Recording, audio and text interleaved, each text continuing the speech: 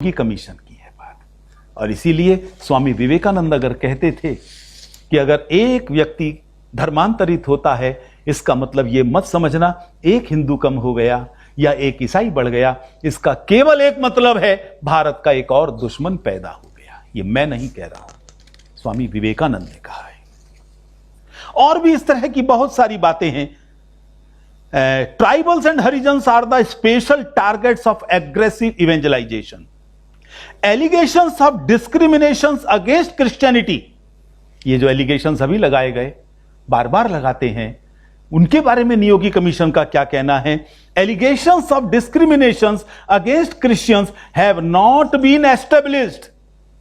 Such allegations are an old established mission policy to overawe local authority। वो उनके कामों में हस्तक्षेप न करें, इसलिए वो इस तरह की बात बार बार करते हैं। और इसके पीछे ये 6 सदस्यों के हस्ताक्षर, जिनकी ये नियोगी कमीशन जिनके द्वारा स्थापित की गई।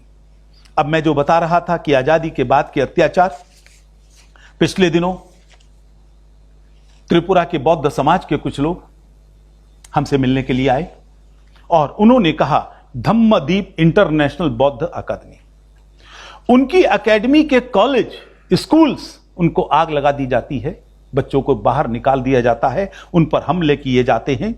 उनके गांव में उनके स्कूल पर कब्जा करके जबरदस्ती चर्च बनाई जाती है, बौद्ध मंदिर व बौद्ध घरों को जलाया जाता है।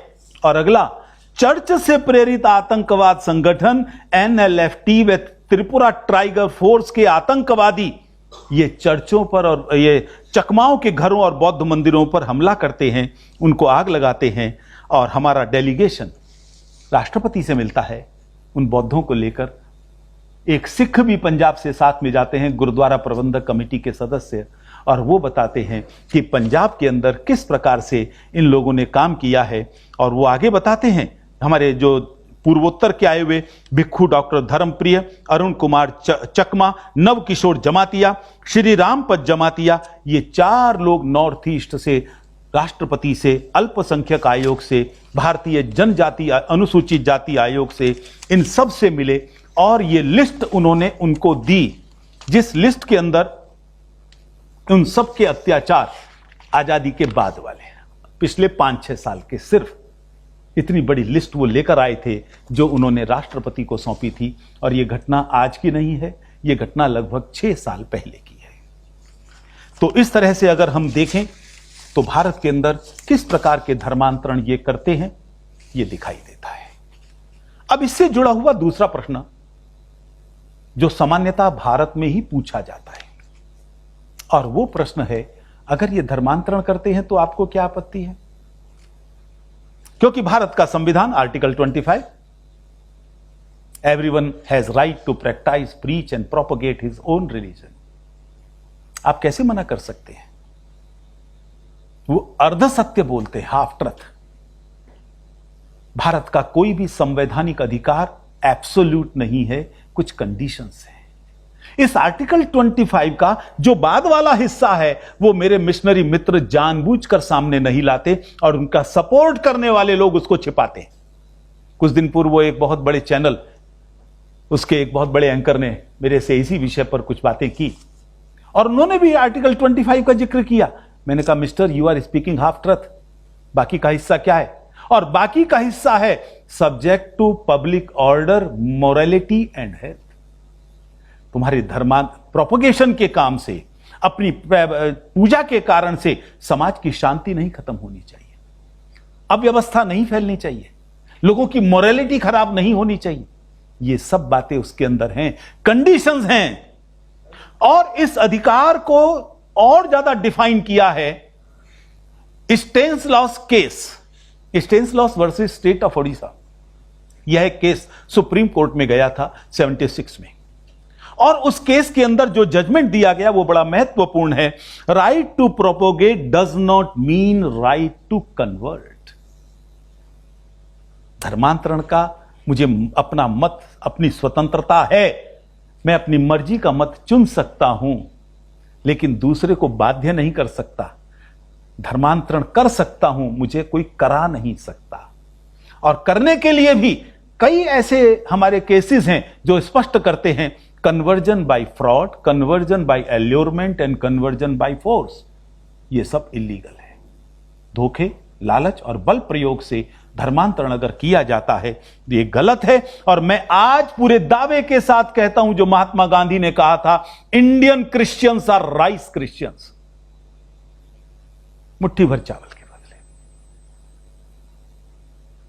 99% ईसाई वो हैं जिनके पूर्वज हिंदू थे। मैं आज दावे के साथ कहता हूं, वो वनवासी जो जंगल में रहने वाले थे, वो मेरे शेड्यूल कास्ट भाई जो दलित बस्तियों के अंदर रहने वाले थे, या मेरे गांव के लोग जो अनपढ़ थे, वो बाइबल को समझकर चर्च में गए हों और ईसाई बने हों, ऐसा एक भी उदाहरण नहीं है। ये मैंने चैलेंज पिछले 20 सालों से दे रहा हूं, एक भी नहीं। धोखा दिया गया है। किस तरह के उदाहरण सामने आते हैं, नियोगी कमीशन ने भी वर्णन किया है। स्कूल की बस ले जा रहे हैं, रास्ते में बस खराब हो गई, ड्राइवर को इशारा है, सबको कहा जाएगा अपने अपने भगवान को याद करो। भगवान के हाथ में तो चाबी नहीं है, कोई राम जी चालू करो, कोई शंकर जी चालू करो, अपने अपने भगवान को याद करेंगे। अरे अब मैं तुम्हें नया भगवान बताता हूं, वो पादरी कहता है, कहो जीसस, बस शुरू करो। ड्राइवर को संकेत है, चाबी घूमती है, बस चालू, जीसस की जय, सबका धर्मांतरण। ऐसे सैकड़ों प्रकार हैं जो छोटे बच्चों से लेकर बड़ों को, ये चंगाई सभा धोखा नहीं तो क्या है? पुजारी मंत्र फेंकेगा, कोई पानी डालेगा, ठीक हो जाएंगे लोग। कोई ठीक ना हो तो कहेंगे इसको जीसस पर विश्वास नहीं है इसलिए ठीक नहीं हुआ। तुमने मदर टेरेसा को क्यों नहीं ठीक कर लिया? जो पिछला पादरी था कि उसको तो पार्किंसन था, उसको क्यों नहीं ठीक कर लिया? पिछले पोप को करोड़ों डॉलर इनके इलाज पर खर्च हुए हैं।